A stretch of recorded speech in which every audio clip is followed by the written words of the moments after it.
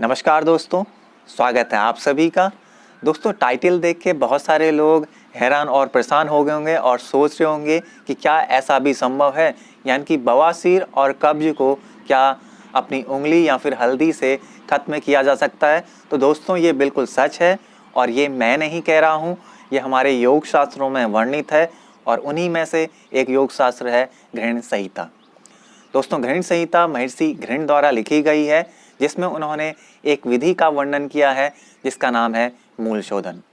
तो दोस्तों, बने रहिए वीडियो के अंत तक, क्योंकि इस वीडियो में आपको कुछ ना कुछ सीखने को मिलेगा और जिन भी लोगों को कब्ज या फिर बवासीर की समस्या है उन्हें खत्म या समाप्त करने में उन्हें इस विधि द्वारा जरूर लाभ मिलेगा। तो दोस्तों, इससे पहले कि समझें ये विधि क्या है, कैसे इसे किया जाता है, सबसे पहले समझते हैं कब्ज और बवासीर को कारणों को। दोस्तों, घृण संहिता के अनुसार जो कब्ज और बवासीर का कारण है वो है अपान वायु की क्रूरता। अब बहुत सारे लोगों को अपान वायु नहीं पता होगी। दोस्तों, योग शास्त्रों की अगर माने तो हमारे जो शरीर है, हमारे शरीर के अंदर कुछ ऊर्जाएं, कुछ वायु कार्य कर रही हैं और ये वायु 5 प्रकार की होती है। मैं सभी प्रकार की वायुओं का अभी यहाँ पे वर्णन नहीं करने वाला हूँ, लेकिन ये जो 5 प्रकार की वायु या हम कह सकते हैं 5 जो ऊर्जाएं होती हैं वो हमारे शरीर का संचालन करती है। यानी कि चाहे आपका हृदय है, चाहे आपकी आँखें हैं, चाहे आपके गुर्दे हैं, आपका लीवर है, आपकी आंतें हैं, तो अलग अलग प्रकार की जो ये 5 वायु हैं वो इन सभी के कार्य के लिए उत्तरदायी होती हैं।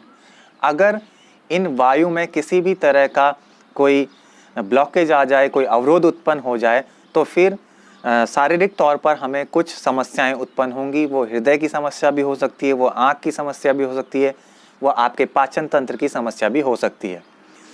दोस्तों, आज मैं सिर्फ एक ही वायु की चर्चा करने वाला हूँ जो कि इन रोगों के लिए उत्तरदायी है, यानी कि कब्ज और बवासीर। दोस्तों, वह वायु है अपान वायु।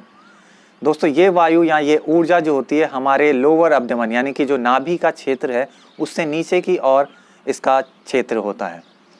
यानी कि इस वायु में जब क्रूरता हो जाती है, यानी कि इस वायु के बहने में, ये सारी जो वायु होती हैं वो हमारे शरीर पर लगातार बह रही हैं, और जब अपान वायु में क्रूरता आ जाती है तो फिर हमें कब्ज, बवासीर या फिर आंतों से संबंधित अन्य रोग हो सकते हैं।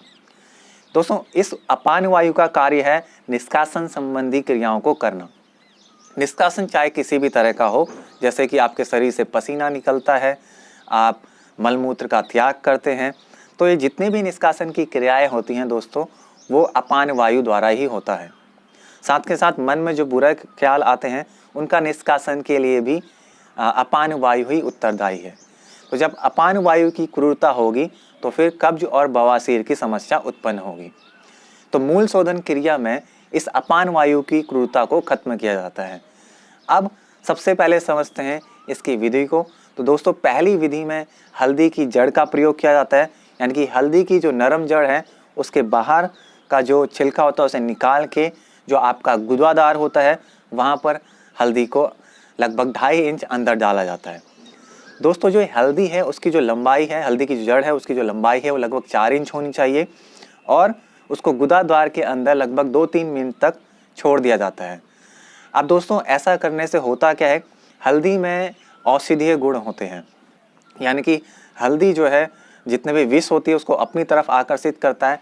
यानी कि आपके जो नीचे वाले भाग में, आंतों में या बड़ी आंत में जो विष होता है वो हल्दी की जड़ की तरफ आकर्षित होता है, क्योंकि छिलने की वजह से उस हल्दी की जड़ से रस निकलने लगता है और वो रस आपकी बड़ी आंत को या फिर आपके गुदादार को प्रभावित करने लगता है।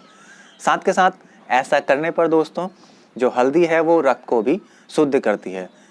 दोस्तों, 2-3 मिनट तक हल्दी की जड़ अंदर रहने के पश्चात उसे निकाल लीजिए, और ऐसा करने पर आपको एक उत्तेजना लगेगी और फिर आपको मल त्याग की इच्छा होगी और आपका पेट पूरी तरह से साफ हो जाएगा। जिन लोगों को बवासीर की समस्या है वो 1 महीने तक इस क्रिया को कर सकते हैं, तो बवासीर में लाभ होगा और उनका जो बवासीर है वो खत्म हो जाएगा। दोस्तों, हो सकता है कि आपके पास में ये हल्दी की जड़ उपलब्ध ना हो, तो फिर आप अपनी जो मध्यमा उंगली है उसका भी प्रयोग कर सकते हैं। तो इसके लिए आपकी जो ये मध्यमा उंगली है उसमें आपको गाय का घी लगाना है और आपका जो गुदादार है उससे अंदर की तरफ ले जाना है और फिर आपको अपनी उंगली को इस तरह से घुमाना है। तो दोस्तों जब आप अपनी उंगली बाहर निकालेंगे तो आपकी उंगली के साथ जो मल जो आपका अंदर फंसा हुआ था वो बाहर निकलेगा, यानी कि गुठली की तरह वो मल होगा।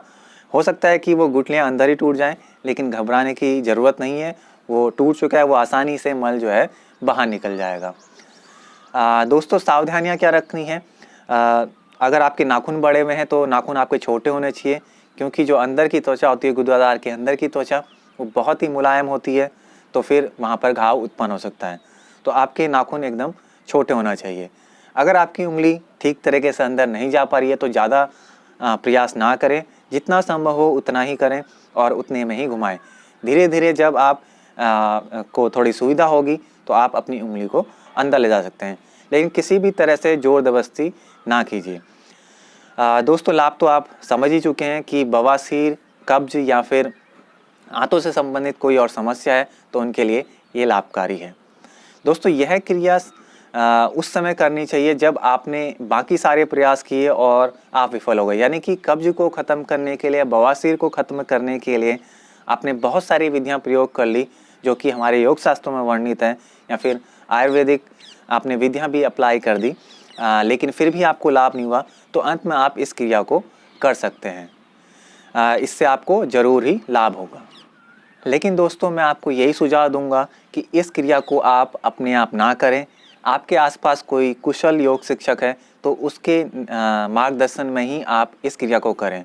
ये क्रिया या ये विधि सुनने में थोड़ी विचित्र और आसान लगती है, लेकिन फिर भी इससे आपको हानियाँ हो सकती हैं। हालांकि ये उतनी कठिन तो नहीं है, मुझे ऐसा नहीं लगता हानि होगी, लेकिन फिर भी आप जो है किसी कुशल योग शिक्षक के मार्गदर्शन में ही इस क्रिया को सीखें और तब इसका प्रयोग करें। हल्दी के मुकाबले जो उंगली है वो ज़्यादा आसान आपको लगेगी, क्योंकि हल्दी में आपने थोड़ी सी भी असावधानी करी तो कहीं हल्दी की जो जड़ है वो अंदर ही ना रह जाए, लेकिन उंगली में ऐसा नहीं होगा। बस ध्यान रखें दोस्तों, दोनों ही स्थिति में हल्दी की जड़ और आपकी उंगली में आप जोर जबरदस्ती ना करें।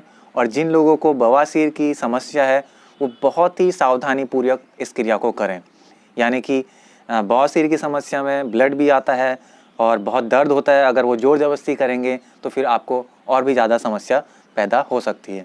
तो बवासीर वाले लोग इस क्रिया को बहुत ही सावधानी पूर्वक पूरा ध्यान गुदादार में रखते हुए करें।